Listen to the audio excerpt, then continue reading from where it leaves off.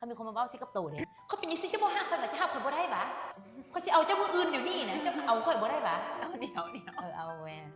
เหนือจากความฮักนี่เนาะมันต้องเป็นความเข้าใจนี่แน่นอนว่าพื้นฐานทุกอย่างมันต้องขึ้นกับความฮักเวลาที่เราฮักไผเนาะเขาจะบ่อยากเห็นให้คนนึงเสียใจ แม่นแล้ว แล้วก็สิ่งที่เขาจะบ่มักเขาจะบ่เฮ็ดแน่นอนว่าพื้นฐานมันต้องมากับความซื่อสัตย์ทุกอย่างที่เขาจะ treat คนนี้ให้ดีแล้วบ่เฮ็ดให้เขาเจ้าเสียใจนั่นเป็นความฮัก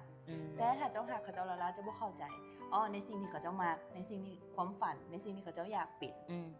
อันนั้นมันก็บ่ได้ข่อยก็เบอร์1ได้อยู่บ้านน่ะข่อยก็เป็นลูกผู้นี้ข่อยก็ลูกหล้าเด้ข่อยก็ลูกกกได้และแบบบ่ถอยคนละก้าวสำหรับเฮาคือว่าถ้าหลายกว่าคำว่าฮักมันต้องแบบเข้าใจแล้วก็ต้องยอมถอยคนละก้าวที่แบบเพื่อจะมาฟิกให้เข้ากัน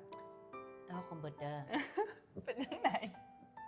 เขาต้องหักเขาหลายพอเขาจะยอมถอยแล้วบ่ได้หักเขาหลายเขาก็บ่ถอย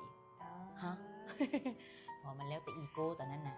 ตอนที่พวกเจ้าผิดกันเลเวลของการผิดกันนำได้ตะกี้เราคบกันใหม่ๆคิดว่าฮอดสมมุติว่ามันมี10เลเวลหนึ่งพวกฮอด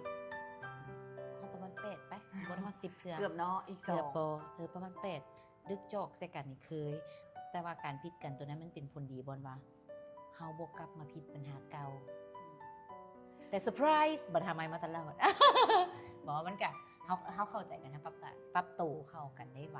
ปัญหาใหม่มันก็น่าจะโอเคได้ดีกว่ามาเว้าอหย่างเก่าๆซ้ำๆบ่ปัญหาใหม่อย่างหน่อยก็แบบว่าโอเคเจ้าให้ข่อยได้พิสูจน์ตัวนี้ของข่อยเนาะได้พิสูจน์ความอดทนของข่อยเนาะนะเลเวลนี้แต่สมมุติอันเก่าสมมุติบอกว่าห้ามเฮ็ดอันนี้เด้ออันนี้100เทื่อใช่มั้ยอันนี้บ่ได้ก็คนละมุม